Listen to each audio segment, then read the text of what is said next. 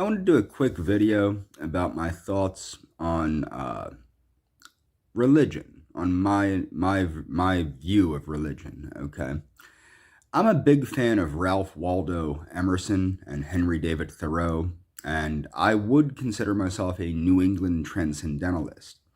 One of the biggest problems I think that people have with religion is they're always searching for this set of rules or this set of disciplines or this set of this or this set of that that will put them on the right path. But in truth, I think Ralph Waldo Emerson in his book Nature says it all when man needs to discover that nature has provided many servants to him. He just has to recognize it. And this is similar to the concept that Diogenes, I'm a big fan of Diogenes, and I'll leave a link to Diogenes's things too. But Diogenes is famous for saying that the gods have made life perfect, but man destroyed it. One of the problems that people have is, I wouldn't even say materialism, because I would consider myself a materialist. I believe in material reality, okay? And but I think it's counterintuitive materialism to the point where your things control you and money controls who you are and things of that nature. And this is where materialism becomes bad. Materialism is not what's important per se, not materialism for the sake of stuff, but materialism for the sake of understanding that reality is real. Objective reality is objective and it's objectively real. One of the benefits, I think, of the concept of New England Transcendentalism and everybody wants to, like, years back, I used to call myself an atheist. I was never an atheist. I was always a pantheist, but I would call myself an atheist because people knew what an atheist was. It wasn't until the atheist tard wagon pulled out and you started seeing the people that called themselves atheists that I decided to start calling myself a scientific pantheist. And I am a scientific pantheist, but the thing is, the beauty of New England Transcendentalism and the beauty of Ralph Waldo Emerson, for example, is he says what a lot of other people state. Well, the thing is, everybody wants to prove the existence of God or disprove the existence of God or God, God, God, God, God. Well, the fact of the matter is, God is real and God exists and God is embodied in nature and the laws of reality are the laws of God. I do believe that God can be understood through the humanities and through raw science. I also believe, and like Ralph Waldo Emerson has stated, that one of the ways to commune with God is to commune directly with nature. Our ancestors, our most primal ancestors, had direct communion with God through nature. There is no reason why we should not have the same direct communion with God. Okay?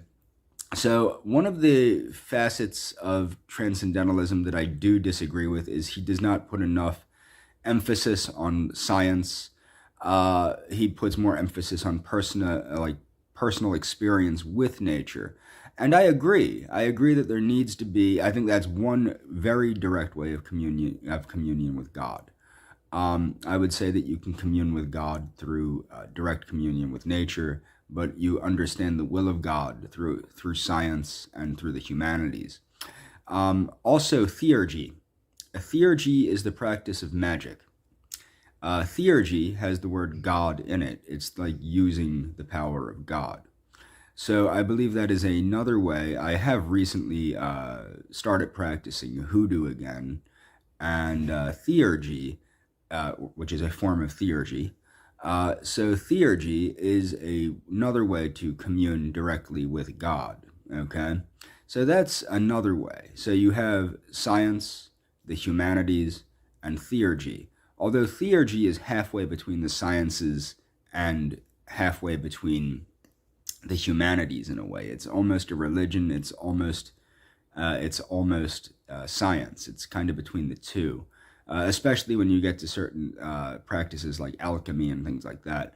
It becomes more like Paracelsus, one of the most famous, probably the most famous alchemist, is also a respected scientist. So that, that explains where magic ended and science began many years back. My point is what I think people need to understand about religion is it's not so much that you have to bow down to God or that you have to accept this dogma or that dogma, but the personal experience that Ralph Waldo Emerson speaks about, this personal acceptance of God.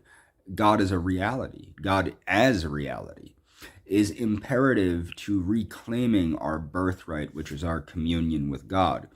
In my opinion, so many religions, if not all religions, including the so-called nature-based religions like Wicca or, say, Satanism, so like Wicca or LaVeyan Satanism, or some of these other nature-based religions, like the neo-pagan religions, even they do a lot to separate, even Druidry. They do a lot to separate man from God and to separate man from nature more than to start to commune with nature. Although they are a start, they are a gateway to understanding things, to understanding a more pantheistic view. But I do think that, like, my view is this: you need scientific pantheism, you need science, but you also need the humanities, and you need that personal spiritual understanding, your inner light, to be united with the greater light of God. The Atman needs to be united with the Brahman in a way. The Brahman is the unknowable source of creation, and the Atman is that part of that source of creation which is in you, according to Hinduism. And I think this is captured best by Emerson. And that's all for this video.